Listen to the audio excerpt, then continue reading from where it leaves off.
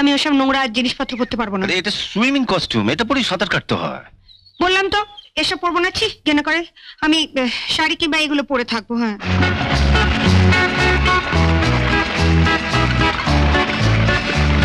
শুনুন, এমন করে শেখাবেন যাতে কালকেটার যে কোনো কম্পিটিশনে ফার্স্ট হতে পারে।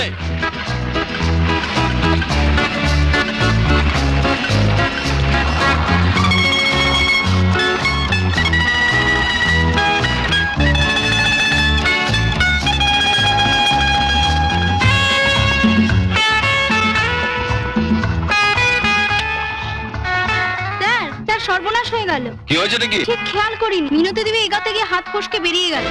আপনারা একটু দেখুন, আপনারা একটু হেল্প করুন প্লিজ প্লিজ। মিনু, মিনু, মিনু, আপনারা যা চান, যত টাকা চান আমি দেবো, ওকে বাঁচাতেই হবে। মিনু, মিনু, মিনু, মিনু, মিনু, মিনু, মিনু।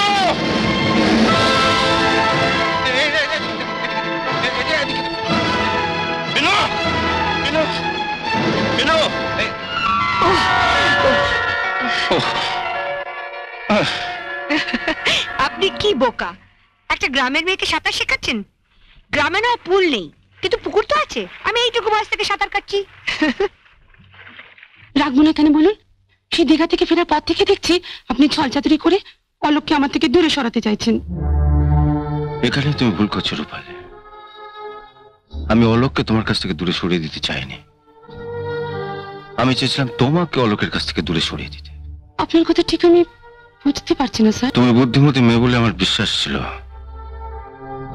ভেবেছিলাম তোমাকে কিছু বোঝাতে হবে না, তুমি নিজেই সব বুঝে নেবে।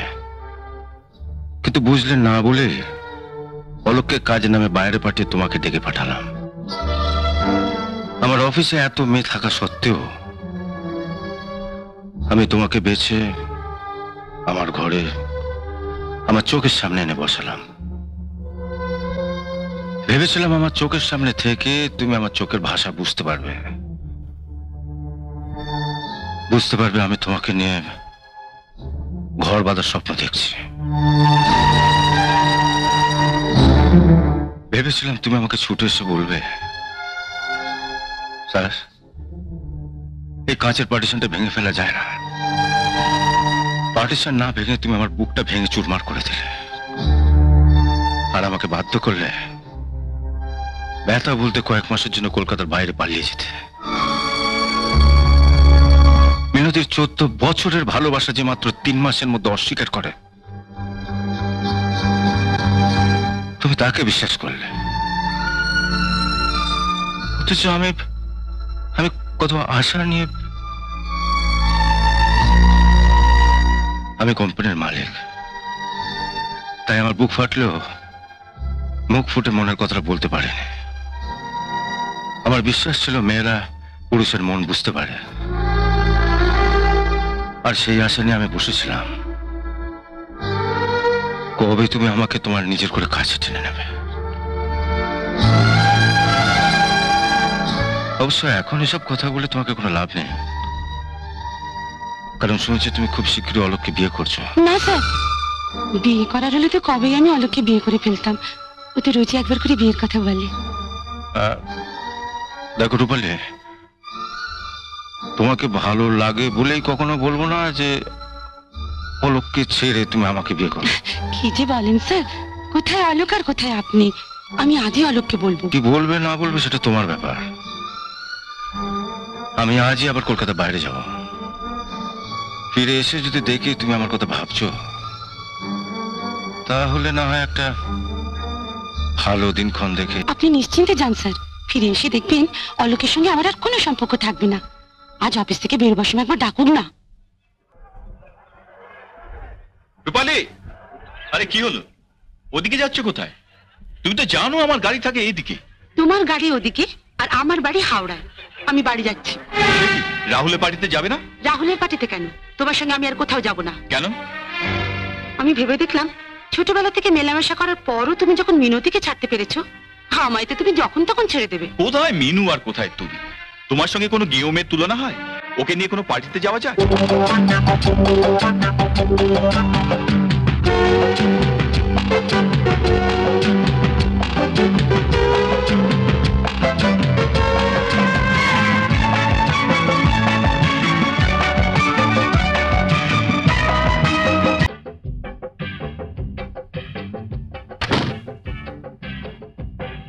এই মিনু, কি হলো? নাচ শিখতে এসে চলে এলে যে? আমার নাচ শেখা হয়ে গেছে। হ্যাঁ, কি বলছো কি?